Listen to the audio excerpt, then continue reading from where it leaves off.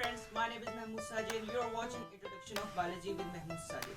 We have started chapter number 5 in which today we start a new phase in which cell is divided, that is meiosis, in which we study about the introduction and history of meiosis and the phases.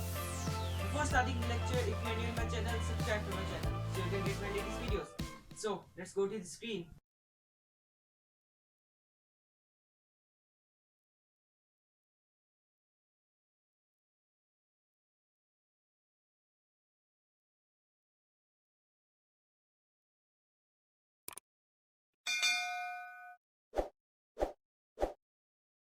So first, we study about the introduction of meiosis.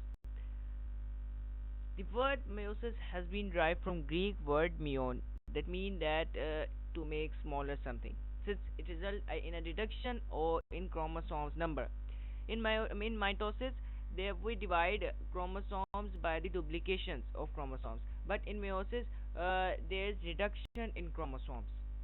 Next, in the process of meiosis, one diploid 2n eukaryotic cells divide to generate four haploid 1n daughter cells. What is diploid and what is haploid? There is a question that what is diploid and what is haploid. For example, there is a cell and they are present in the process of meiosis. Suppose that these are the chromosomes that are present in the cells. They are present in the form of pairs. These pairs, these pairs are called homologous pairs or homologous chromosomes.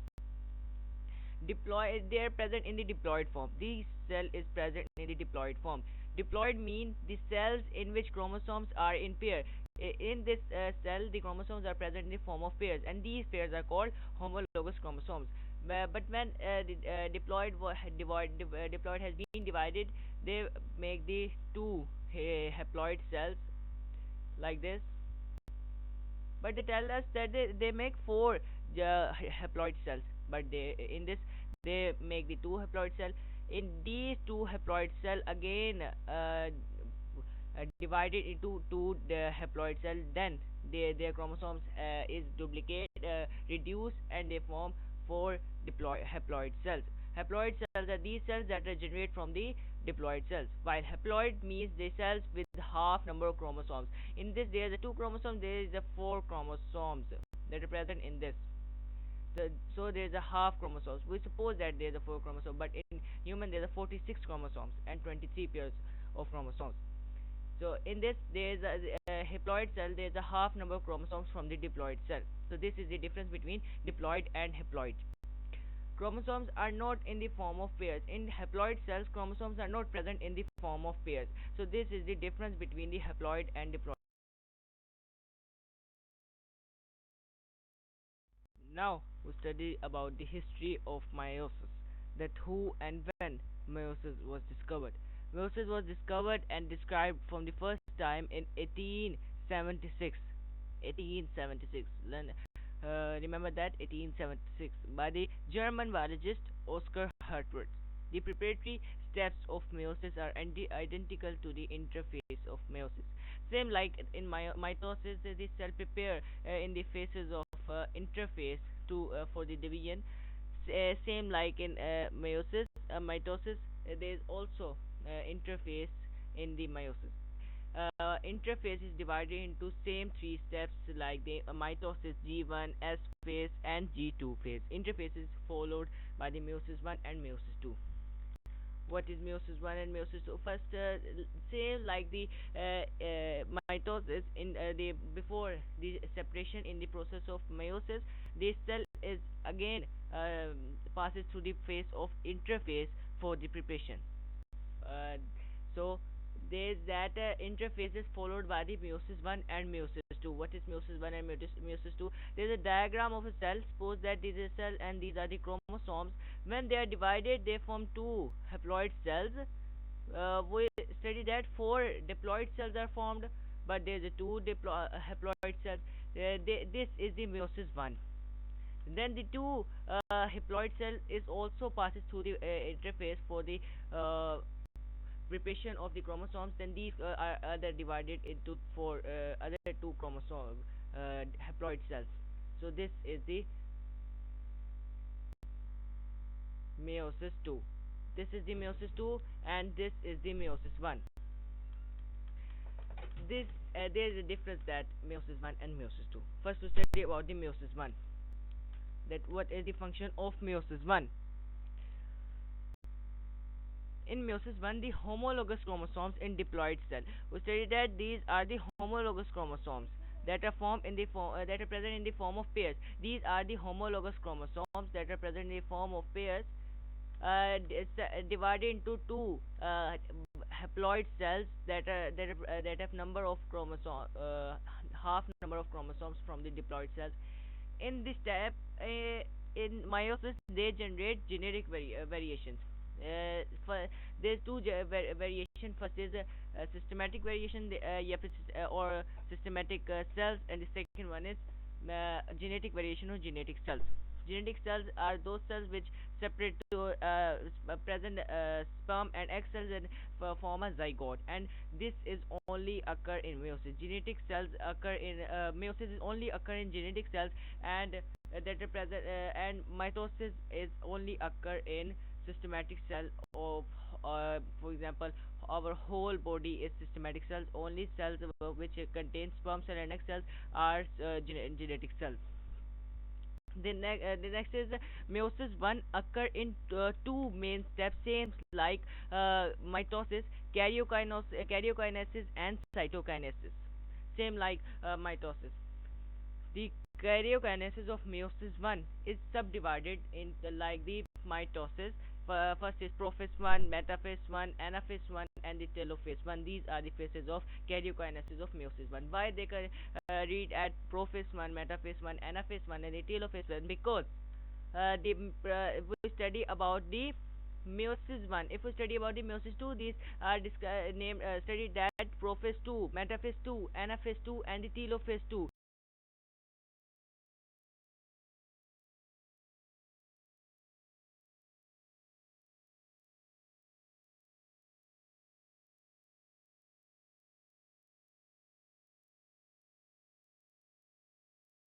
After meiosis 1, both haploid daughter cells enter for a rest. It is called interkinesis or interphase 2. Like the cell is in mitosis, cell is prepared and present in the passes through the phase which is called interphase, and in same like this in meiosis 1, it is also passes through the interphase 1 for the preparation of the cell for the end. But in meiosis, after meiosis 1, in meiosis 2, cell is enter in the interkinesis for a rest or interphase 2. It is the interphase 2 is different from the interface of mitosis and meiosis 1. There is no S phase, and so there is no duplication of chromosome during this phase, because S phase is always also occur in the meiosis 1. So we studied that in meiosis the cell is reduced in meiosis, so there is no duplication of chromosomes in interphase 2. So the next is the phases of karyokinesis. So first is prophase 1. So let's start. So the prophase 1, prophase 1 is the longest phase in meiosis. We consider both prophase 1 and meiosis 1 and meiosis 2. Prophase 1 is the longest phase. What is the function that occurs in the prophase 1? Prophase 1, during this stage, a chromatid. What is chromatid? These are chromatin when chromosomes are not present in the form of pair. These are the chromatin. When condensed into chromosomes, convert into chromosomes, they converted into this. These are the chromatin and these are the chromosomes. One chromosome. The homologous chromosome, we studied that these are the homologous chromosomes that are present in the form of pair in the cells. These are the homologous chromosomes. Line up. They line up. The homologous chromosomes line up and form a pair. They form a pair, and this pair is called synapsis. The process by which they form a pair and line up, this process is called synapsis, and each pair is called bivalent. Each pair of homologous chromosome is called bivalent. Each bivalent has from 4 chromatid, as we studied that these are the chromatid. So 2 chromosomes contain 4 chromatid, and that's why it's called tetrad. The non-sister chromatid. Non-sister chromatid, that these are the non-sister chromatids that form converted into chromosomes. These are the non-sister chromatids of homologous chromosomes. That same that the chromosomes that are present in present in the form of pair, the non-sister chromatid of homologous chromosomes join at a certain point. They join at a certain point. This is the certain point along their length. They join at a certain point. This certain point is called chasmata. This certain point is called chasmata. The next function is crossing over. That the one cell is change to their segments. Some exchange their segments to the other cells. That the non-sister chromatid exchange its segment to the sister chromatid. For example, is if this chromatid change its this segment to this chromosome chromatid, then this is the crossing over. For example, this and this, these are the crossing over, that they exchange their cross some segments. So this is the crossing over. We say that they line up in the form of pair. This process is called synapsis. Or next one is chasmata. They attach their attachment at a certain point along their length. So this is called chasmata, and they exchange their subsegments. So this is called crossing over. So this is the largest phase of meiosis. The next one is diagram of Prophase 1. This is the diagram of Prophase 1. As you can see the diagram, these are the homologous chromosomes that attach at a certain point. This certain point is called chiasmata. These are the homologous chromosomes that are present in the cell in the form of pairs. These are the chiasmata. They exchange their segments like this. They exchange with segment. These is called crossing over. So this is the diagram. There's a paragraph that the exchange of segments result in the recombination of genetic information. After crossing over, each pair of homologous chromosomes remain as bivalent. After crossing over, that after this or after this process of crossing over, the homologous chromosomes remain as bivalent, remain as the shape of bivalent. So the next this is the Prophase 1. So the next is metaphase 1. It is same like the metaphase of mitosis. The pair of homologous chromosomes align along equilateral plane and form a metaphase plate. In mitosis, they form a metaphase plate. There is a chromatin that spindle fiber in which spindle fibers are formed. They join on the back of the chromosomes. Then they form a pair, and these are called metaphase plate. They form a plate which is called metaphase plate. It is same in the meiosis one, that they also form a metaphase plate in the meiosis one. So this is the metaphase one. It is very easy. So the next is anaphase one. This is also same like the anaphase of mitosis. Kinetochore spindle fiber shorten, it result in pulling attractor, as you can in also can that centrioles. uh,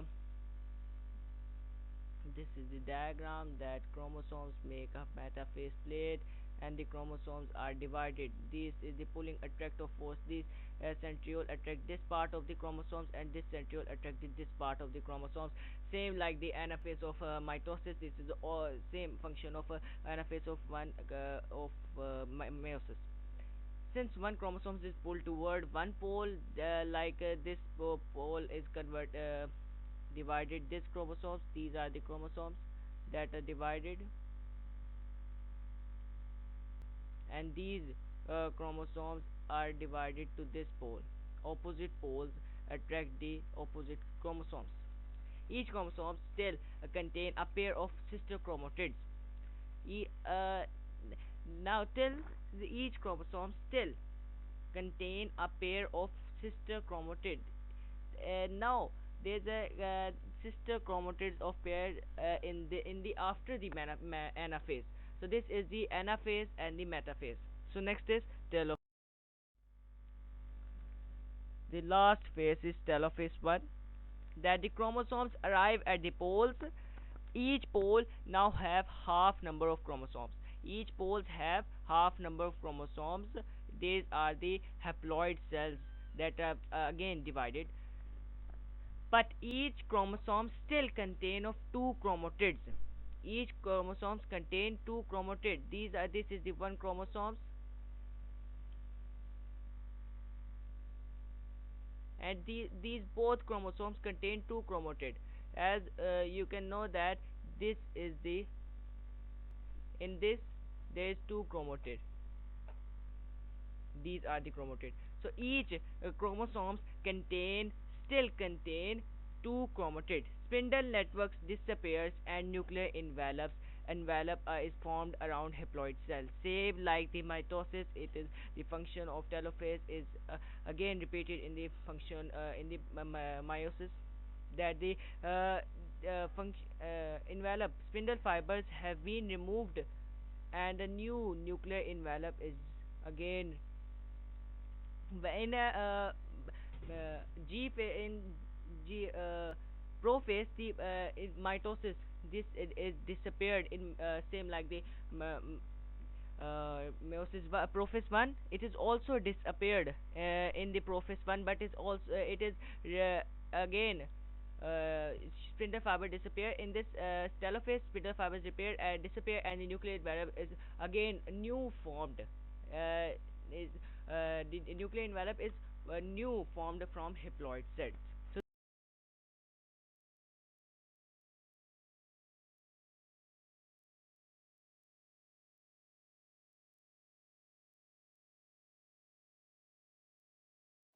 That's all. Today's lecture is finished. If you like my video, please like it. And if you have any problem about this topic, please tell your friends. Once again, if you are new on my channel, subscribe to my channel so you can get my latest videos. So, meet on the next lecture. Till then, Allah Hafiz.